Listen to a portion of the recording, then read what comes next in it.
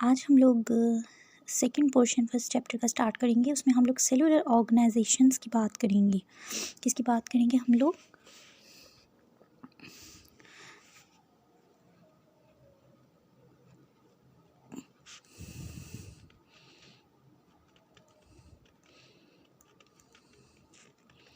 Cellular organisations की बात करेंगे। ठीक, उसमें क्या है, all the organisms have been divided into 5 major groups: prokaryotes, fungi, plant and animal. और नंबर 5 पे है जो हमारे पास, वो है protist. All organisms are made of cells. जिस भी ऑर्गेनिज्म की हम लोग बात कर लें, जो लिविंग थिंग्स हैं, वो हमेशा सेल से मिलके बनते हैं। ठीक है, there are 2 basic types of the cells. The organisms in first group are made up of prokaryotic sales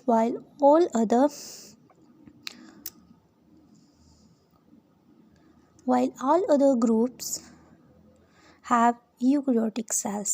Cell organize in 3 ways to make the body of organisms. Cell make unicellular colonies and multicellular organizations.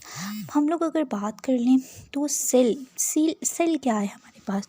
हम लोग cell की अगर बात करें तो हमारे पास cell क्या है? लिविंग बिल्डिंग ब्लॉक है। कोई भी ऑर्गेनिजम्स बनना है हमारे पास, उसमें क्या होना है, हम लोगों ने कोई भी ऑर्गेनिजम्स मतलब ह्यूमन बींग्स हो गए, जैसे एनिमल्स में कोई रैबिट वगैरह, यहाँ इस तरह के सारे ऑर्गेनिजम्स जिनमें लाइफ है ना, मतलब जो जी रहे हैं, वो सब किससे मिलके बनते हैं? सेल से मिलके बनते हैं। मतलब यूकैरियोटिक्स में सेल होगा और प्रोकैरियोटिक्स में नहीं होगा। ठीक है, इसके बाद हम लोग देख लेते हैं, in cellular organisms only one cell make the life, one organisms all the life common. Example unicellular, मतलब यूनिसेलुलर। अब सेल से पहले हम लोग यूनि लगा दें, सेलुलर, तो यूनि मीन क्या होगा? वन। मतलब एक सेल से मिलकर जो ऑर्गेनिजम्स बनते हैं उन्हें हम लोग यूनिसेलुलर कहेंगे। सॉरी, यहाँ पे यूनिसेलुलर, मतलब जो भी ऑर्गेनिजम्स हमारे पास यूनिसेलुलर, मतलब एक सेल से मिलकर बनेंगे, वो हमारे पास यूनिसेलुलर कहलाएंगे। जैसे कि हमारे पास अमीबा हो गया, पैरामीशियम एंड यूग्लिना। अब अमीबा के आप लोग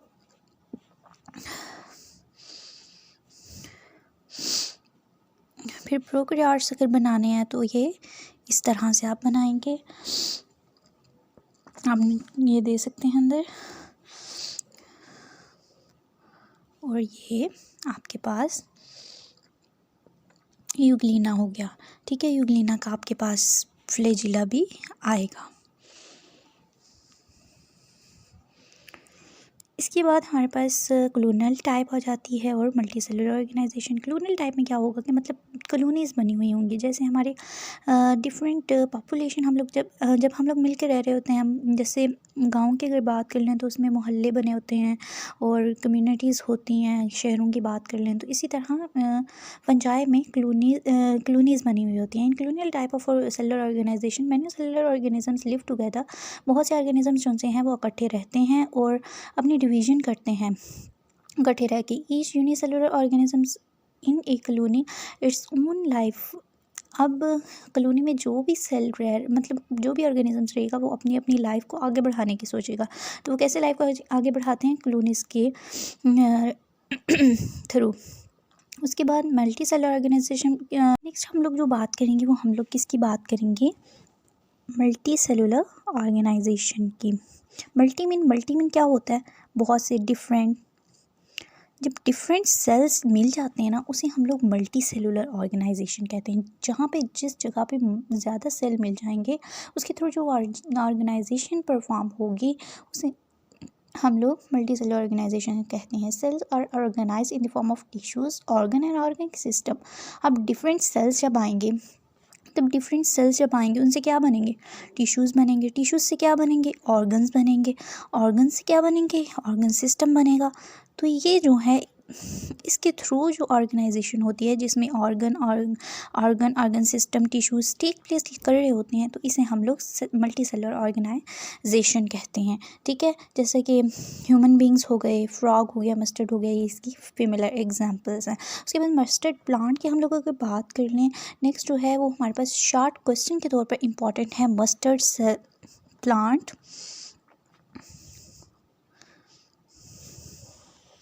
मस्टर्ड प्लांट में हमारे पास क्या आ जाता है, मस्टर्ड प्लांट के साइंटिफिक नेम आप लोग इम्पॉर्टेंट है वो याद करें, ब्रासिका कैम्पेस्ट्रिस।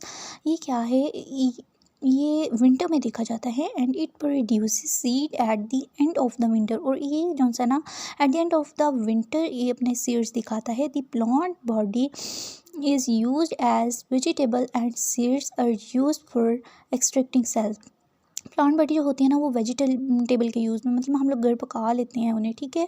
और जो इसके सीड्स हैं ना उससे हम लोग ऑयल निकाल लेते हैं, और मतलब ये एक तरह से इकोनॉमिक इम्पोर्टेंस रखता है, मतलब घर में भी यूज़ कर सकते हैं। और इसका ऑयल वगैरह हम लोग अगर इसे प्लांट कर रहे हैं तो ऑयल वगैरह हम लोग इसका यूज़ कर सकते हैं, एक्सट्रैक्ट करके आगे बेचा जा सकता है। The organ of the body can be divided into 2 groups on the basis of their function.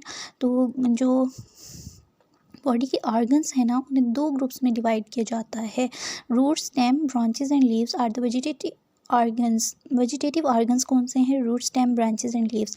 अभी आपसे पूछा जा सकता है कि vegetative organs of the mustard plant, what are the vegetative organs of the mustard plant. तो ये आप लोग याद कर लें। आगे हम लोग देखते हैं फ्रॉग।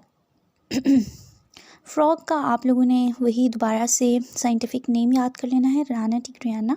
और ये क्या है, मल्टी सेलुलर ऑर्गेनाइजेशन इसमें भी होती है, ठीक है। The body is made up of organ system and each organ system consist of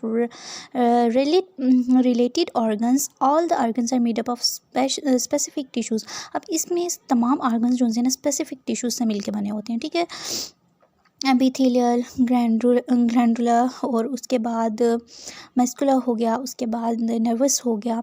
तो यहाँ तक आप सिर्फ याद करें, नेक्स्ट वाली लाइन को छोड़ दें और कोशिश करें कि इसकी डायग्राम अगर आप लोगों को बनानी आ जाए तो इट वुड बी ओके। फिर मिलते हैं अगली वीडियो में। अल्लाह हाफिज़।